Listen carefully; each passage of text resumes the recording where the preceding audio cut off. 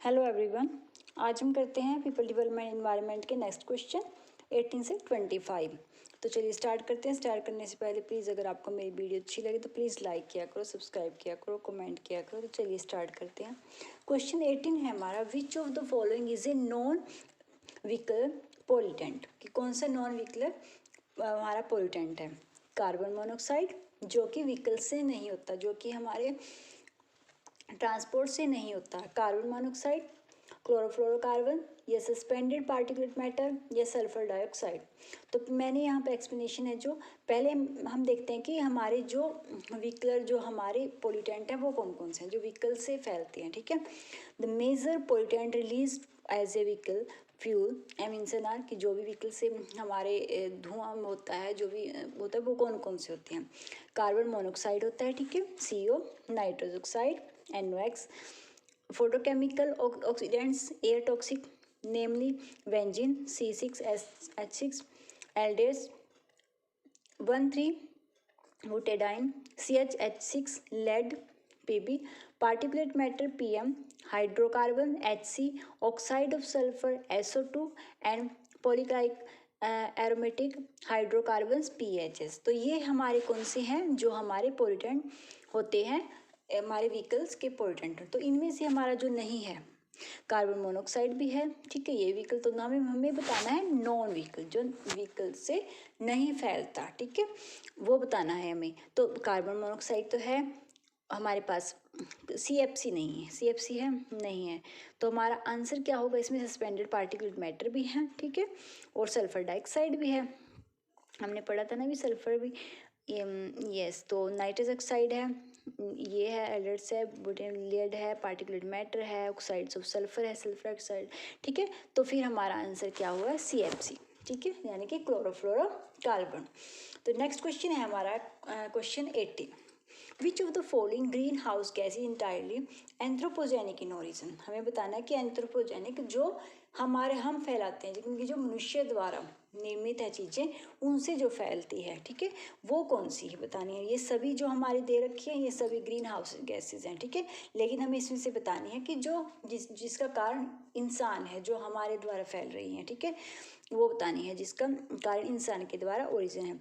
Water vapour, carbon dioxide, chlorofluorocarbon और methane. तो right answer है इसका CFC, यानी कि क्लोरोफ्लोरोकार्बन। ये फैलती है हमारे मानवता के द्वारा। क्यों?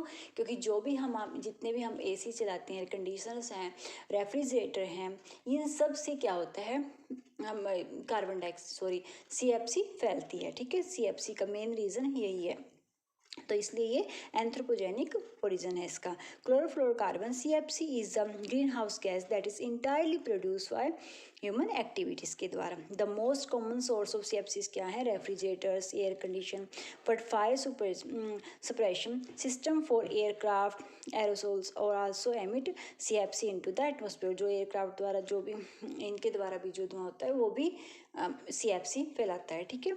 तो इसका मेन कारण क्या है, एंथ्रोपोजेनिक एक्टिविटी। नेक्स्ट क्वेश्चन देखते हैं हम, question number 20, which of the following is a renewable source of energy. Renewable कौन से हैं, इसमें से हमें बताना है, ठीक है। अब हम पहले देख लेते हैं कि हमारे पास रिन्यूएबल सोर्स कौन से हैं और नॉन रिन्यूएबल कौन से होते हैं। इसके अकॉर्डिंग हमारा आंसर पता चल जाएगा। रिन्यूएबल सोर्स होते हैं जिसको हम दोबारा प्रोड्यूस कर सकते हैं, कि जो हम ख़त्म नहीं हो सकते, वो होते हैं हमारे रिन्यूएबल, जिसको हम दोबारा, लेकिन हमारे जो होते हैं नॉन रिन्यूएबल, जिसको हम दोबारा प्राप्त करना नामुमकिन ही कह सकते हैं, या उसमें काफ़ी टाइम लग जाता है, ठीक है, जो हम दोबारा उसको रिन्यूएबल नहीं कर सकते।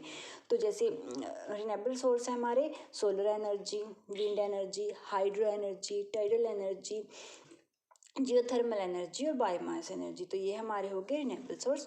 और नॉन रिन्यूएबल हो गए जैसे कोल हो गया, नेचुरल गैस हो गई, ऑयल हो गया, न्यूक्लियर एनर्जी, ऑयल में जैसे हमारे पेट्रोलियम ये सब आ जाते हैं, ठीक है। तो ये होते हैं हमारे नॉन रिन्यूएबल सोर्स, ठीक है। तो हमारा आंसर क्या होगा, इन्होंने क्या पूछा हमसे, रिन्यूएबल सोर्स। देखो तो फिर रिन्यूएबल सोर्स में कौन सा आएगा हमारा, बायोमास, ठीक है। तो अगर ठीक है, तो ये सब हमारे क्या है, नॉन रिन्यूएबल सोर्स। तो नेक्स्ट है हमारा 21 question, the metal used in A solar panel. Solar panel में जो मेटल यूज होती है वो कौन सी होती है, गोल्ड, कॉपर, सिल्वर या निकल। पढ़ते हैं पहले explanation. Silver is a unique metal and having the highest electrical and thermal conductive among all metals. It's the most reflective. This is used in solar cell.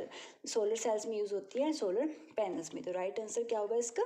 Silver. ठीक है, next हम question पे चलते हैं। मैं साथ में एक्सप्लेनेशन इसलिए दे देती हूँ ताकि उसको हम इजी समझ सकें। आगे भी हम जो हमारा वो जो अगर हम एक्सप्लेनेशन के साथ कोई भी क्वेश्चन समझते हैं तो वो हम कभी भूलते नहीं है, तो हमें वो ध्यान रहता है। ठीक है, और साथ साथ हमारा जो सिलेबस है वो भी हमारा कवर होता चल जाता है। द प्रोडक्शन रिवाइज हो जाता है। The production of electricity from waste material is called pyrolysis, landfill या डंपिंग या none of the above.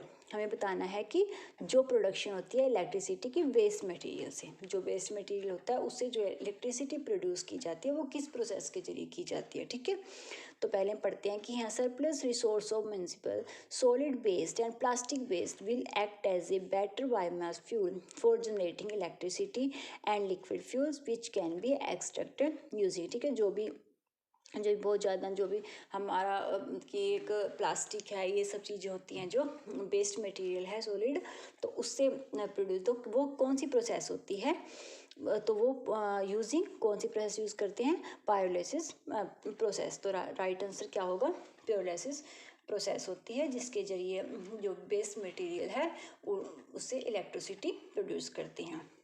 23 question है, ए सोलर सेल कन्वर्ट, जो सोलर सेल है वो कन्वर्ट करते हैं क्या? Heat energy into heat energy को इलेक्ट्रिकल एनर्जी में, या solar energy into electrical energy, या heat energy into light energy, या solar energy into light energy. तो जो photovoltaic cell convert sunlight into electricity. तो जो फोटोवोल्टिक जो सेल्स होते हैं वो सनलाइट को क्या करते हैं? इलेक्ट्रिसिटी में करते हैं। ठीक है, तो ए फोटोवोल्टिक पीवी यानी कि शॉर्ट फॉर्म में cell commonly called a solar cell, इसको हम कॉमनली क्या कहते हैं? Solar cell. ठीक है, is a non mechanical device है that convert sunlight directly into electricity, जो डायरेक्ट सनलाइट को क्या इलेक्ट्रिसिटी में करती है।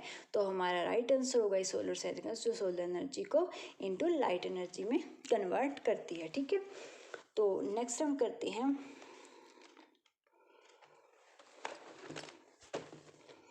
24 क्वेश्चन हमारा, द मेन कांस्टेंट ऑफ एलपीजीज। जो एलपीजी का है जो मेन कांस्टेंट क्या होगा? ठीक है, मीथेन, बुटेन या हाइड्रोजन या propane.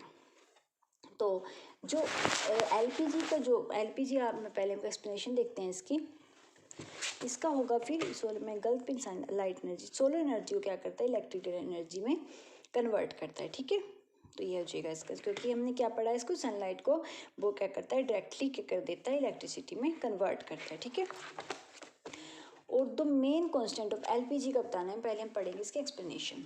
The main constant of LPG के क्या है? मेन इसके जो है वो प्रोपेन और ब्यूटेन, याद रखना। एलपीजी के कौन से होते हैं? प्रोपेन और बुटेन। तो लिक्विफाइड पेट्रोलियम गैस, इसकी फुल फॉर्म होती है लिक्विफाइड पेट्रोलियम गैस एलपीजी की, आल्सो कॉल्ड ऑटो गैस भी हम कहते हैं इसको। कंसिस्ट मेनली प्रोपेन होता है इसमें मेनली, और प्रोपाइलिन होता है, बुटेन होता है और बेटाइलिन होता है, इन वेरियस और मिक्सचर होता है, लेकिन मेन उसमें जो होते हैं प्रोपेन और ब्यूटेन होता है। तो राइट आंसर क्या होंगे हमारा? बी और डी दोनों आएंगे। ठीक है, बी और डी, प्रोपेन और ब्यूटेन भी होता है। ठीक है, 25 क्वेश्चन है हमारा। अब हमें बताना है कि सीएनजी गैस में क्या होता है। द मेन कौन, ये हमारे किस चीज़ का था? एलपीजी यानी कि लिक्विफाइड पेट्रोलियम गैस, जो कि हम जो भी खाना बनाने में जो हमारी यूज़ होती है घर पे गैस, वो होती है हमारी एलपीजी गैस। तो अब हमें बताना है सीएनजी गैस, जो हम सीएनजी गैस होते हैं जो कार वगैरह में ये चलती हैं, बसें वगैरह चलने में जो यूज़ होती हैं वो होती है सीएनजी गैस। सीएनजी में कौन से होते हैं? Methane, butane, ethane, propane. अभी हमने क्या पढ़ा कि ब्यूटेन और प्रोपेन तो किस में होंगे? एलपीजी में। तो हमारी ऑप्शन तो कट ऑटोमेटिकली हो गई। तो हमें बताना है मीथेन और इथेन में से। अब आगे पहले हम पढ़ते हैं इसकी एक्सप्लेनेशन। द सीएनजी की पहले फुल फॉर्म देखो, compressed natural gas is compose primarily of methane. याद रखना कि सीएनजी में मेनली होती है मीथेन और हमारी एलपीजी में ब्यूटेन और प्रोपेन होती है, ठीक है। तो सीएनजी वाइडली यूज़ होते हैं, जैसे ऑटो रिक्शा में, car, bus. CNG compressed natural gas is a fossil fuels subtitle for petrol diesel. किया जा रहा है सरकार के द्वारा कि जैसे करते हैं कि पेट्रोल डीजल की जगह लोग कहीं कार में होते हैं ना सीएनजी वगैरह यूज़ होता है, जिससे पेट्रोल डीजल बचत हो, तो ये इनकी जगह यूज़ किया जाता है, ठीक है। तो इसका राइट आंसर क्या होगा? मीथेन, ठीक है। तो ये थी हमारी आज की वीडियो। अगर आपको अच्छी लगे तो प्लीज़ लाइक किया, अगर आपको मेरे नोट्स अच्छे लगे तो प्लीज़ लाइक किया करो, कमेंट करके बताया करो कि हाँ किस तरीके के नोट्स आपको पसंद हैं या। तो ये थी आज की video. Thank you for watching my video.